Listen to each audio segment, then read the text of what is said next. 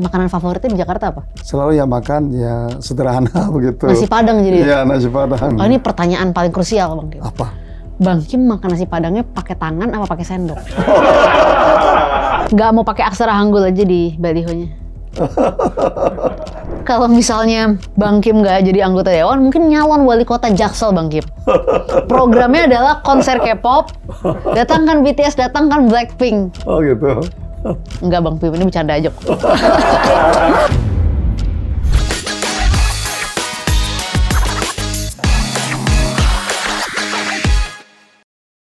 Halo, selamat datang di Party Paradigma Tanya-Tanya. Ini segmen yang cenderung baru sebenarnya, tapi kayaknya udah makin lama makin rame, bagus. Tentu saja kalau sepi itu bukan party namanya soalnya. Dan hari ini seperti biasa Party selalu bareng gue sama Ra Amani. Ada yang bakal party juga bareng gue nggak akan party sendirian hari ini. Ada salah satu calon anggota legislatif DPR yang dari namanya aja udah nyentrik. Ini tuh kayak menghipnotis warga Jakarta Selatan dan Jakarta Pusat sekarang ini. Setiap kali lewat-lewat tuh selalu ada baliho kuning ini di mana-mana. Langsung saja kita datangkan khusus dari Korsel. Ini dia, Chong Sung Kim. Selamat datang di sini di Paradigma Bang Kim gitu. Iya. Jadi kita selalu memulai dengan let's start the party gitu. Karena kita tuh pengen politik tuh dibuat happy Bang Kim. Oh gitu. Iya gitu. Iya. Ini sebenarnya sama tim aku suruh ngomong pakai bahasa Korea nih menyapanya, tapi daripada nanti salah gitu terus dibully sama K-popper, lebih baik nggak usah ya, nggak usah gitu. Kabarnya gimana sekarang? Oh, kabar baik. Iya, senang ya keadaan sekarang begitu. Senang dengan banyaknya turun apa gimana? Enggak, banyak yang itu nonton konten. Banyak yang nonton kontennya Bang Kim. Iya, dan banyak orang sudah ya menyukai saya juga, menerima saya juga, ya itu bagi saya cukup senang begitu. Ya. Ini tuh lucu banget karena kan sebenarnya Bang Kim dari Korea, tapi kita manggilnya masih Bang gitu kan. Jadi kayaknya lucu juga gitu loh, kayak kombinasi antara Betawi sama Korea gitu Bang Kim gitu kan. Kalau ya kita nggak pernah sadar bahwa itu ada kolaborasi paling mematikan loh, kok Betawi Korea. Tapi boleh dipanggil Opa juga nggak? Boleh. Oh boleh ya, boleh. Iya. By the way, Bang, ini tuh, tapi Bang aja lah, enakan lah ya, Oh, iya. kan biar Jakarta gitu kan. Okay. Ini tuh rame banget fenomena Bang Kim ini, orang tuh banyak yang bertanya-tanya gitu loh Bang. Aku boleh tanya nggak, Bang Kim ini kan WNI kan? Betul. Kalau nggak boleh nyalek dong kalau bukan WNI gitu. Udah berapa lama jadi WNI Bang? Oh, sudah 10 tahun lewat. Oh 10 tahun lewat gitu. Terus apa sih Bang, kan Bang Kim sudah 10 tahun jadi WNI. Sebenarnya kan bisa bilang wah cenderung baru 10 tahun, Bang Kim dari Korea. Kenapa kok memutuskan mau jadi calon legislatif? Oh, iya. Sorry, saya boleh minum dulu Boleh ya? dong, boleh Bang. Santai di sini. Suaranya Agak serak. Emang iya. biasa gitu kalau sering ketemu warga, banyak ngomong di mikrofon, serak Bang Iya, suaranya. betul. Sering kejadian tuh Bang, bisa ngerasa Iya. lah. Karena saya sudah 31 tahun hidup di Jakarta, berarti saat itu 20 tahun lewat. Tuh, saya memutuskan saya harus jadi WNI. Kenapa? Karena saya sudah merasa menjadi bagian dari Indonesia. Kalau jadi bagian dari Indonesia, nggak mungkin saya hidup di Indonesia, tetap statusnya sebagai warga negara asing begitu. Ya, maka saya proses hampir 3 tahun dan akhirnya tahun 2013 saya dapat SK dari Presiden. Tuh, jadi ya maka tahun 2013 saya menjadi warga negara Indonesia. Bang Kim sempat kuliah di Indonesia? Iya. Oh, di mana waktu itu? Sorry Bang. Saya satunya di FHUI. Oh, FHUI. Iya, S2 juga di FHUI juga. Berarti cukup paham dong terhadap hukum-hukum Indonesia? Iya, saya sebagai profesi juga lawyer juga sekarang. Oh, gitu. Pidana apa perdata? Kebanyakan pidana dan ada juga perdata. Ada juga teks juga. Saya sebagai kurator juga.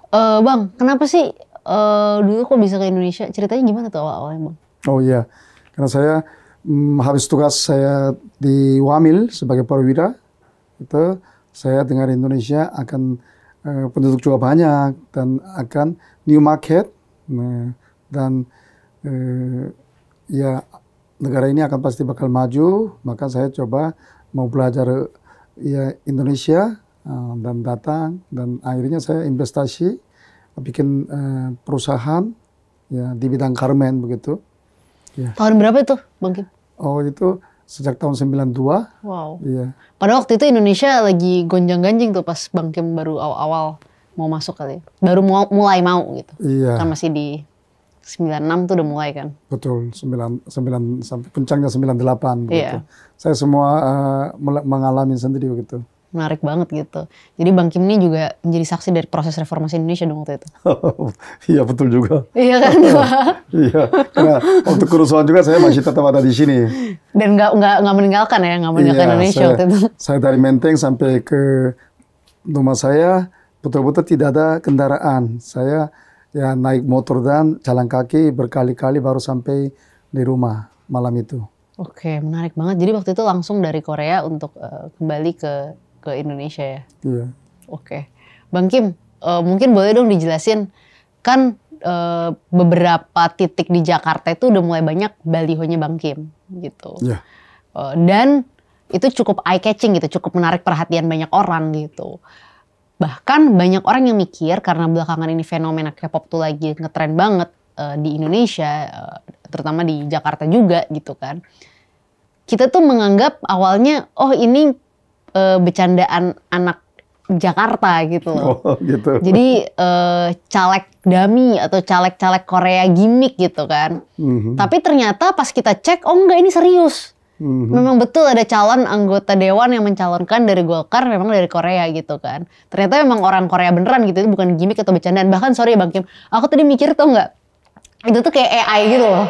Karena aku pikir nama aslinya namanya siapa gitu kan. Terus di asal-asalin nama jadi nama Korea terus pakai AI supaya orang tuh mau pilih. Cuma aku mikir caleg macam apa yang melakukan itu kan nanti namanya beda di kotak suara gitu kan. Iya. Nggak mau pakai aksara Hangul aja di balihonya. Okay. Lagi ngetren loh. Oh gitu. Iya. Oh. Siapa tahu. Oh iya. Saya belum sempat pikir karena saya terlalu jiwanya udah jadi Indonesia. Oh gitu ya. Iya. Ya. Mungkin bisa kali Bang nanti kalau terpilih salah satu yang diperjuangkan perbanyak konser K-pop supaya UMKM, F&B kita juga banyak gerak gitu. Itu, tapi banyak melibatkan F&B Indonesia gitu. Itu bisa.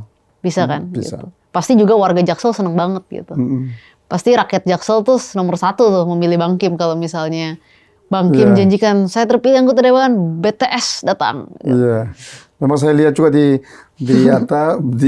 komen-komen di dalam konten saya juga ada. Tuh. Saya mau pilih Bang Kim apabila saya bisa ketemu Blackpink siapa, terus yang bisa memperkenalkan dengan siapa, saya pilih Bang Kim sebagai presiden atau apa. Ada yang sampai omongnya begitu, saya juga kaget juga begitu. Demi BTS sama Blackpink nih? Iya, demikian. Itu anak-anak muda sangat suka begitu ya. Jadi kan sekarang daerah khusus Jakarta, undang-undang daerah khusus Jakarta tuh lagi digodok lah Bang Kim. Iya. Ya ada beberapa usulan lah, ada beberapa diskusi. Misalnya kalau misalnya Jakarta tidak lagi jadi daerah khusus ibu kota, kekhususannya diganti, mungkin wali kotanya dipilih langsung oleh rakyat. Kalau sekarang kan dipilih oleh gubernur gitu, proses seleksi gitu. Ya mungkin kalau misalnya Bang Kim nggak jadi anggota dewan, mungkin nyalon wali kota Jaksel Bang Kim.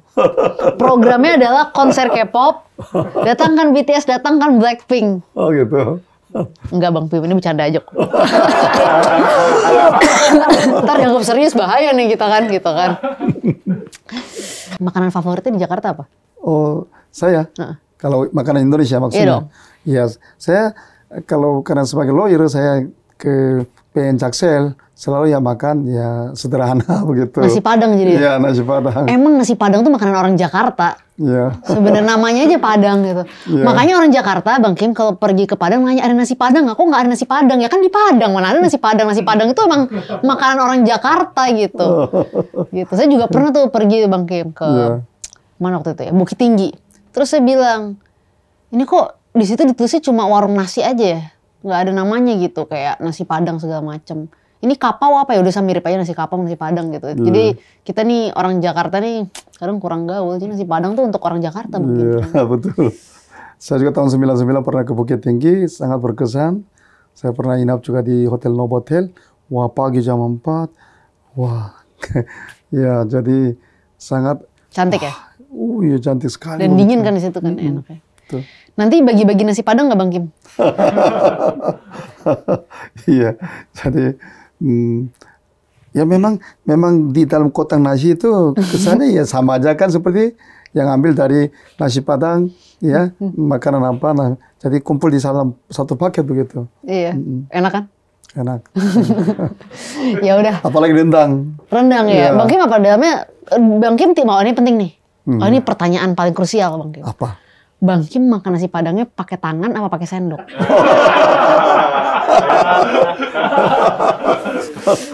Apakah ini harus jawab itu sesuai dengan tujuan atau gimana? Enggak, harus jawab sesuai dengan kenyataan Bang Oh Kim. gitu. Kalau sepanjang ada alat, saya pakai alat.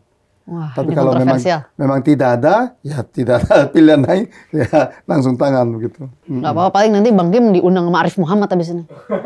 Soalnya dia kritis banget kalau lihat orang makan pakai sendok sama garpu. Gitu. Nggak apa-apa tapi Bang Kim. Semua orang punya jalannya masing-masing. Iya. Kita harus hargai pilihan orang. Ya. Tapi satu lagi Bang Kim. Semoga berarti apa ya nggak ketemu beliau itu supaya nggak dimarahin begitu. Satu lagi tadi Bang Kim. Ini juga krusial. Ya. Bubur ayam makan? Suka bubur ayam? Suka. Diaduk apa nggak diaduk? Bubur ayamnya diaduk apa nggak diaduk? Oh saya nggak Nggak diaduk. Alhamdulillah Bang Kim berada di jalan yang benar. Oh. Kenapa? Soalnya saya juga nggak diaduk. Oh. Karena kenapa? Kalau aduk itu gampang jadi cair. Nah, iya benar emang. Iya. Terus nggak begitu berasa gitu loh. Betul. Iya. Dan panasnya cepat hilang, maka saya ambilnya dari atasnya sedikit-sedikit. Bang Kim kan sebagai orang Korea jago makan pakai sumpit dong pasti. Iya. Pernah nyoba makan nasi Padang pakai sumpit nggak Bang? Kayaknya pernah begitu. Beneran? Iya, kayaknya pernah. Kayaknya Bang Kim harus buat konten kayak gitu, pasti viral. Oh. Saran Tapi aja nih Bang. Di sana nggak ada. Tapi saya pernah minta khusus, ternyata ada. Kasih begitu. Saya pernah. Di tempat nasi Padang? Ya ada pernah. Itu yang, saya yang lupa di sesat mana. siapa kita nggak tahu Bang. Saya minta begitu. Ya. Ya udah oke. Kok bisa sih kepikiran nyalek? Awalnya tuh gimana sih Bang Kim? Aku ngerti lah pasti Bang Kim punya idealisme dan lain-lain. Tapi yang ngajakin awalnya siapa gitu loh Bang? Kan udah enak hidup sebagai lawyer. Iya. Sebetulnya keinginan saya sendiri aja. Keinginan saya sendiri. Tidak ada yang ajak saya begitu. Tapi saya banyak belajar juga dari guru politik saya, ya Bagong Laksono.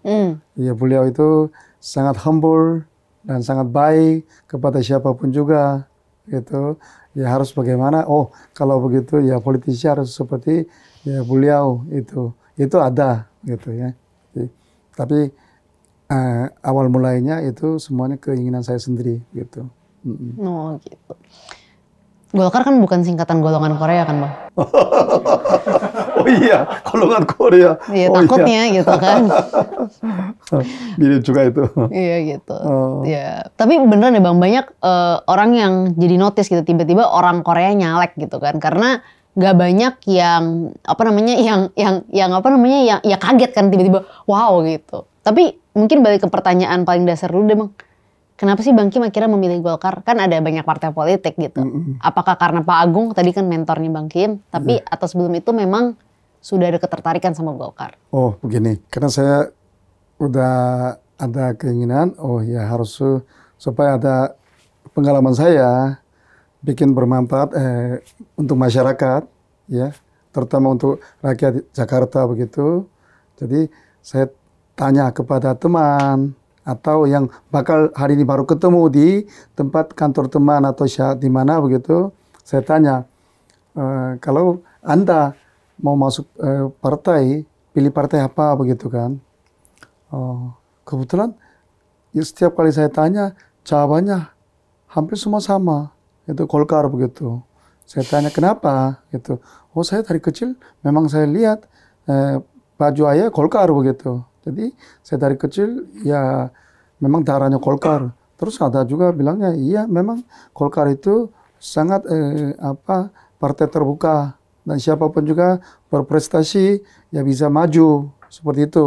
Jadi oh gitu. Jadi terus saya coba lihat memang ya omongan yang teman-teman atau yang orang saya baru kenal itu oke gitu. Jadi ya maka akhirnya saya pilih Partai Golkar.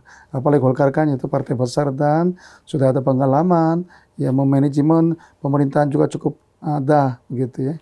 Ya. Oh, jadi awalnya itu. Katanya dulu bener nggak sih Bang pernah tergabung di Kosgoro?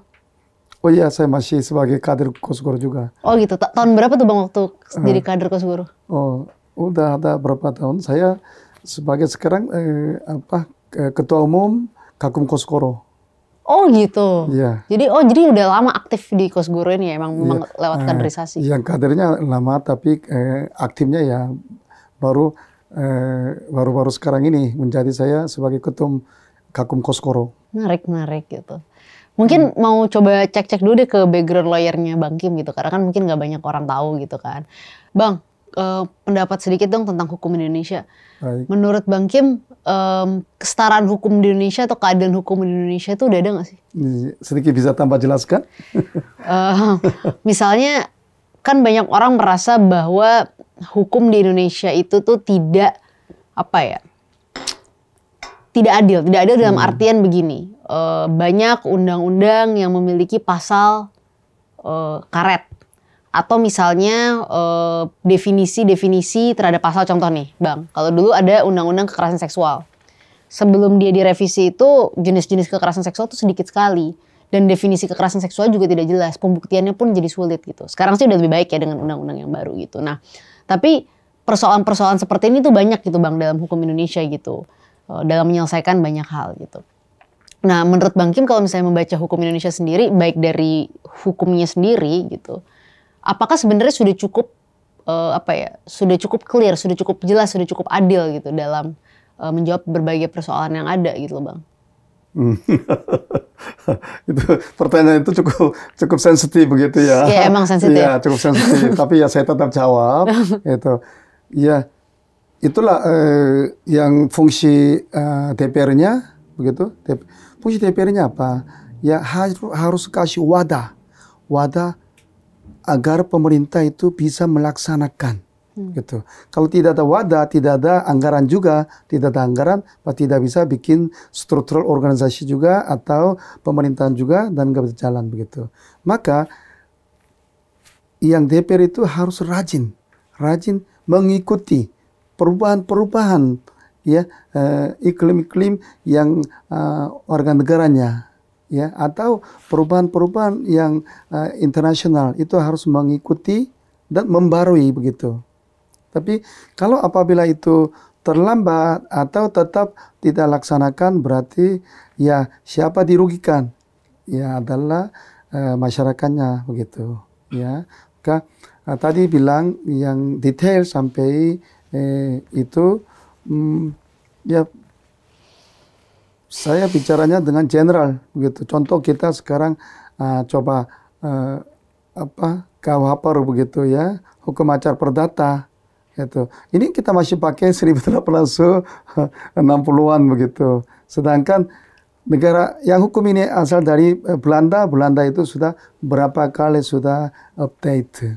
Ya, tapi kita masih, dan itu pun juga diterjemahkan oleh pakar-pakar hukum yang dulu. Maka kalau beda penerbit yang KUHP ini kata-katanya sedikit-sedikit beda. Gitu, berarti penafsiran juga bisa beda. Contohnya, berarti itu harus bagaimana? Harus ya membarui dengan bahasa Indonesia yang benar oleh DPR sendiri begitu. Ya, yang lain juga hukum acara perdata, ya hire-nya atau yang lainnya begitu. Itu pun juga sama, masih pakai 1800-an punya masih pakai. Ya, apalagi KUHP juga kan 1910-an masih pakai itu.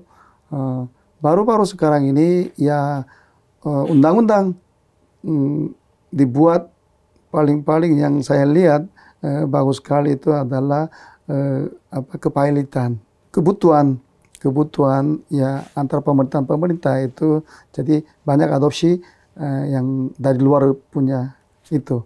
Jadi apakah sudah saya cukup jawab atau gimana, masih ada yang enggak apa-apa Bang Kim, santai aja kita di sini. Oh gitu. Malah saya justru pengen nanya, pas jadi lawyer Bang Kim pernah nangani kasus di Korea atau cuma di Indonesia aja?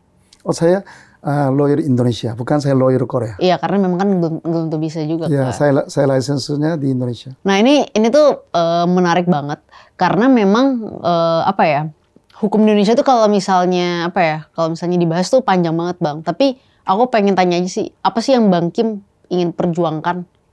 Mungkin Bang Kim kalau masuk ke dalam DPR, maunya di Komisi 3 kali, yang berkaitan sama Ya hukum. mungkin, ya. Kira-kira apa Bang yang ingin diperjuangkan? Saya lihat kehidupan masyarakat di Jakarta Pusat Selatan ini cukup saya lihat mereka ada kesulitannya banyak begitu. Contoh kalau di tengah-tengah jalan itu namanya jalan Tamrin atau jalan Sudirman begitu kan. Tapi dari situ mundur 10 meter, 20 meter, 30 meter aja juga udah kita menemukan gangnya sudah kecil. Iya, betul. Dan susah lihat mataharinya karena rumah dan rumah tempek sekali begitu. Jadi saya setiap kali ketemu warga-warga tinggal di situ, kebanyakan bicaranya masalah pendidikan. Itu anak saya pintar tapi nggak bisa lanjut sekolah. Itu karena ya memang kami ya keadaan begini begitu. Ya, jadi berarti tadi yang pertanyaan itu saya jawab.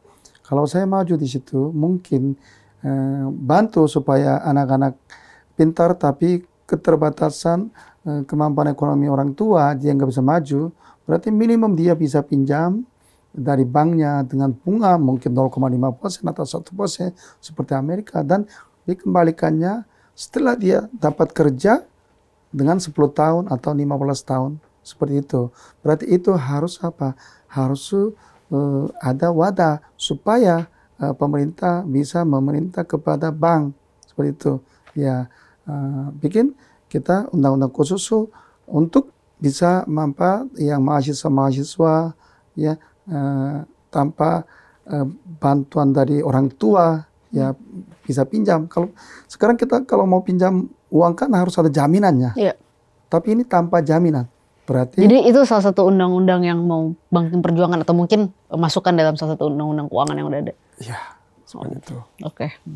Jadi lebih banyak fokusnya lebih kepada pinjaman, kredit dan lain sebagainya gitu dong, Bang. Oh, ya bukan, tapi hanya ini sebagai contoh saja. Contoh, oke. Contoh saja karena itu bisa langsung warga-warga tampaknya ekonominya sulit itu bisa langsung bermanfaat bagi anak-anaknya begitu.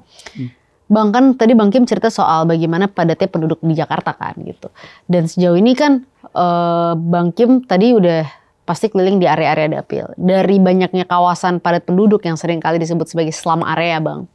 Mana sih yang paling Bang Kim ingat gitu? Yang paling Bang Kim rasa ketika turun itu, waduh ini perlu banyak perbaikan gitu. Ya cukup banyak ya, bukan hanya 1-2 begitu.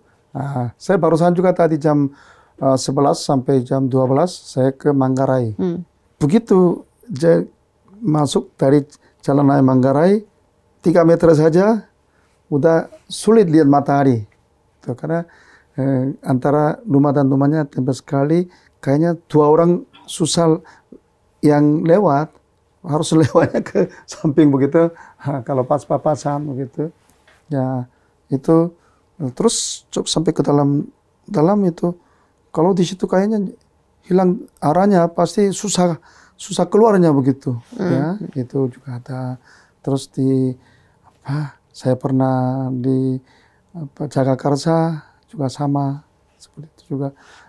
Terutama di Jakarta Pusat ya banyak kan ada seperti itu. Kaget nggak ngelihat kesenjangan sosial di Jakarta, Bang? Karena kan tadi Bang Kim cerita soal bagaimana Tamrin bagus, Sudirman bagus gitu. Tapi kita tahu juga banyak banget area-area di Jakarta yang orang itu air bersih aja nggak punya. MCK ke toilet aja tuh mesti ngantri gitu. Mandi aja mesti ngantri gitu. Satu rumah aja bisa 10 orang padahal rumahnya petak gitu. Gimana Bang Kim waktu pertama kali turun dan ngelihat itu? Kebayang nggak sih bahwa itu ada di Jakarta? Ya, jadi kadang-kadang di dalam berita ada kebakaran dan lain-lain, kita bisa lihat di situ. Tapi itu betul-betul lewat lensa kamera. Tapi kalau saya sendiri coba masuk ke dalam ini, ya seperti tadi, saya kaget begitu. Ya. Iya. Ini kesenjangannya tuh, Bang Kim pernah nonton film Korea Parasite kan? Ya. Itu kan menarik banget kan untuk meng-highlight kesenjangan. Tapi bahkan menurut aku kesenjangan yang ada di Jakarta tuh udah lebih parah daripada film itu, Bang. At least orang yang di film itu masih bisa tidur dengan walaupun keluarga, ya padat juga rumahnya gitu ya. Tapi masih ada rumahnya bentuknya. Kalau di Jakarta itu bahkan kadang antar satu rumah dan rumah lain itu udah nggak ada jaraknya, Bang. Saking padatnya penduduknya kalau kita lihat gitu kan. Bang, katanya Bang Kim punya yayasan ya? Oh iya, karena saya sejak menjadi caleg, program saya kalau mau jalankan saya harus ada ya sebuah wadahnya begitu. Maka saya bikin Bang Kim Peduli. Gitu. Ya. Itu fokusnya apa Bang Kim kalau boleh tahu? Fokusnya ini terutama yang program untuk anak-anak Jakarta, mereka ingin mau kuliah tapi karena kekurangan dana dari orang tua, ya kami coba bawa mereka ke Korea dengan tema sambil kerja sambil belajar. Oh, oke. Nah, itu mereka dibiayai untuk sekolah ke luar negeri, ke Korea? Begini, kalau di peraturan perundang-undangan Korea, orang asing boleh kerja, maksudnya mahasiswa itu boleh kerja mulai semester kedua sampai ke semester 8 per minggu 25 jam. Apabila dia nilainya bagus, kantor imigrasi hitung dulu, kasih izin tambah bonus 5 jam, boleh jadi maksimal 30 jam gitu. Ya. Jadi hanya semester pertama mereka butuh dana untuk berangkat ke Korea karena memang aturan sana tidak boleh semester pertama kerja seperti itu.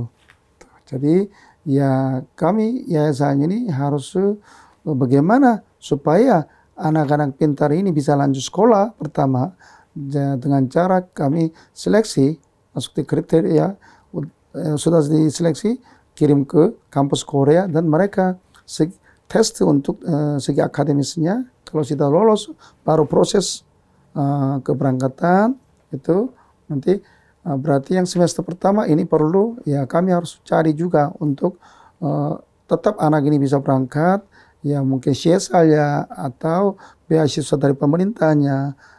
Bakal ya cari bantuan dari pinjaman dari banknya seperti itu. Itu fungsi yayasan Bang Kim Peduli. Bang, kan Bang Kim peduli pendidikan gitu. Tadi juga banyak peduli dengan masalah-masalah seperti pinjaman dan lain-lain. Tapi juga peduli masalah hukum. Sebenarnya kan banyak concern, interest dari Bang Kim sendiri gitu. Tapi kalau misalnya ada satu isu, kan kalau di DPR kan harus duduknya di satu komisi kan.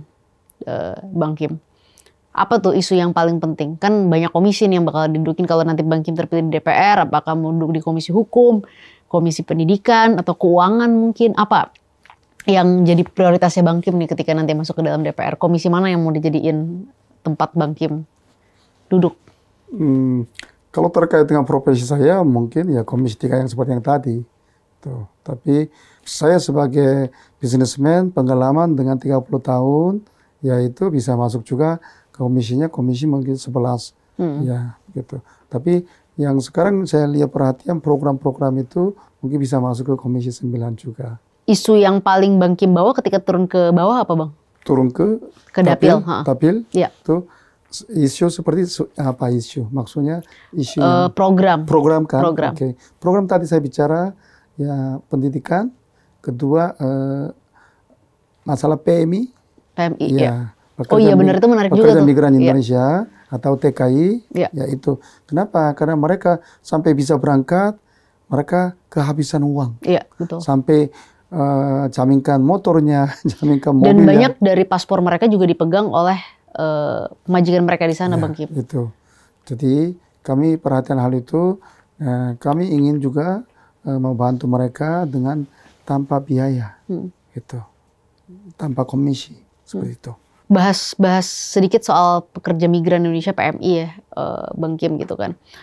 Kan pekerja migran kita di luar negeri ini banyak menghadapi berbagai macam isu kasus dan di setiap daerah, setiap negara maksudnya itu mereka memiliki masalah yang berbeda-beda. Misalnya kalau di Hong Kong gitu ya persoalannya lebih kepada mereka itu di overcharging gitu. Jadi harus bayar lebih dari yang seharusnya mereka bayarkan. Jadi kan mereka kan biasanya ketika berangkat itu mereka tuh nombok ke PJTKI.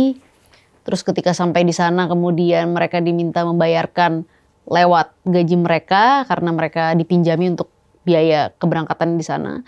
Lalu kemudian harganya ditambahi di markup sehingga mereka pun jadi kesulitan antara harus mengirimkan biaya ke orang tua, biaya yang mereka tabung dan biaya yang membayarkan PJTKI. Beberapa kasus dulu saya temui Bang Kim, itu bahkan mereka sampai tidak bisa menerima atau menabung untuk diri mereka sendiri. Tapi juga ada masalah lain Bang.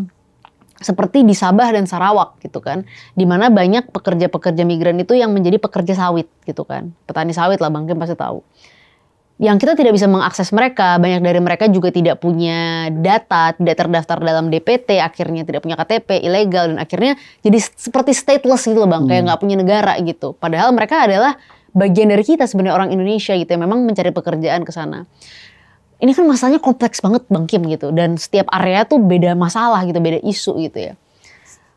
Apa ya solusi atas persoalan ini? Bang Kim gak harus ngerti semua dijawab. Karena saya tahu lah pasti ini masalah yang sangat kompleks. Gak bisa diselesaikan hanya oleh satu orang, apalagi satu anggota dewan gitu.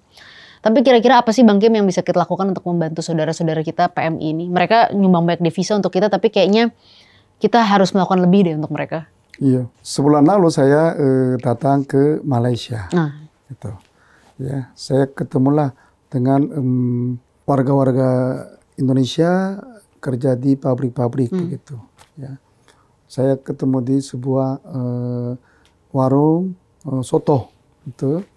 Jadi ya mereka banyak cerita kesulitan-kesulitan mereka. Kemudian saya dengar juga yang tadi ya Sarawak dan yang lain-lain. Di situ banyak warga negara Indonesia kerja juga. Sebagai bukan PMI, sebagai TKI gitu.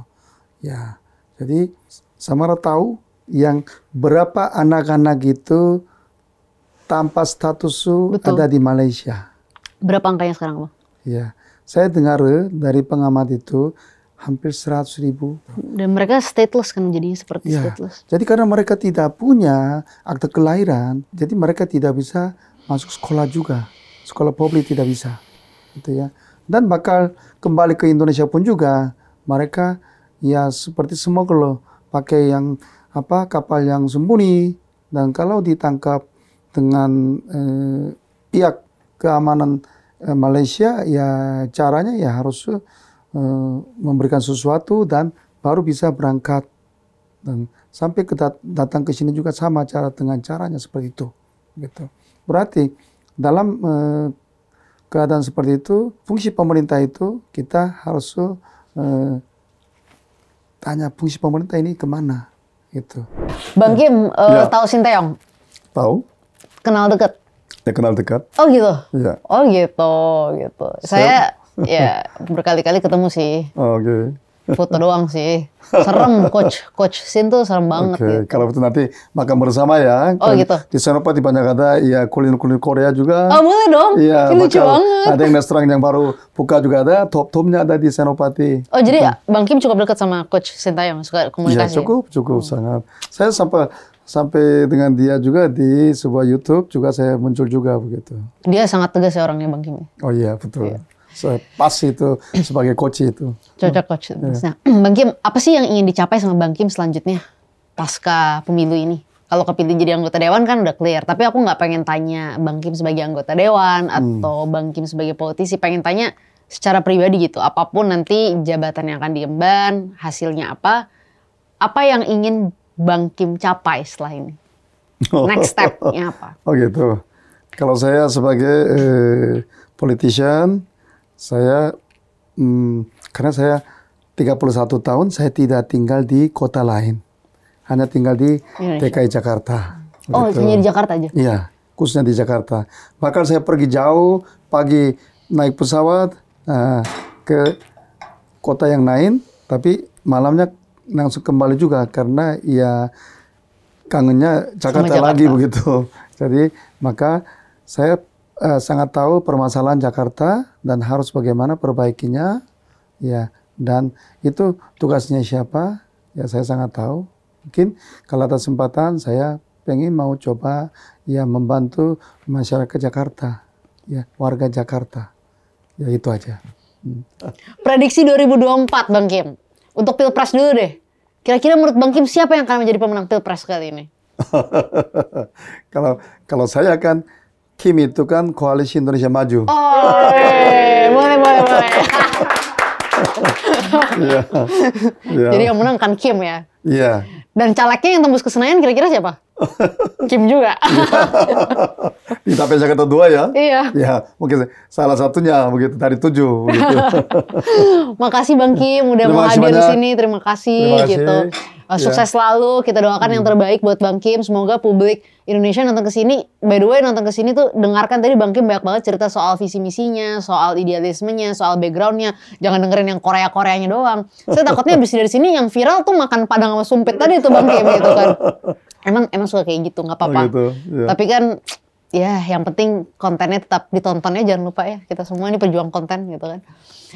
Thank you sekali lagi Bang Kim. Terima kasih teman-teman yang udah nonton. Itu dia diskusi kita kali ini. Semoga dari diskusi ini teman-teman bisa jadi lebih tahu soal calegnya. Dari tadi kita banyak banget kemarin-kemarin ngundang caleg di level DPRD. Sekarang mungkin di level DPR RI untuk warga Jakarta Selatan, Jakarta Pusat dan luar negeri. Mudah-mudahan dapat pencerahan. Silahkan dianalisa, dievaluasi, dikritik dan bahkan didukung kalau ada yang cocok gitu kan. Yang penting kita percaya bahwa pemilu itu bukan hanya pilpres tapi juga pileg. Penting loh memilih anggota DPR RI, sama pentingnya dengan memilih calon presiden, calon wakil presiden. Tulisin pendapat kalian di comment section gitu. Kalau ada feedback, kritik, insight dan lain-lain, silahkan. Jangan lupa like dan share video kali ini. Subscribe juga channel YouTube Sang Maramani. Jangan lupa follow akun Instagram Paradigma di @iniparadigma dan IG gue di @samaradki. Dan IG-nya Bang Kim apa Bang Kim namanya? Bang Kim Golkar. Bang Kim Golkar, golongan Korea. Saksikan terus konten-konten Paradigma hanya di YouTube Samara Amani. Seperti biasa, ini bukan diskusi belaka. Lo baru aja ikut party bareng gue Samara dan Bang Kim, karena ini Paradigma.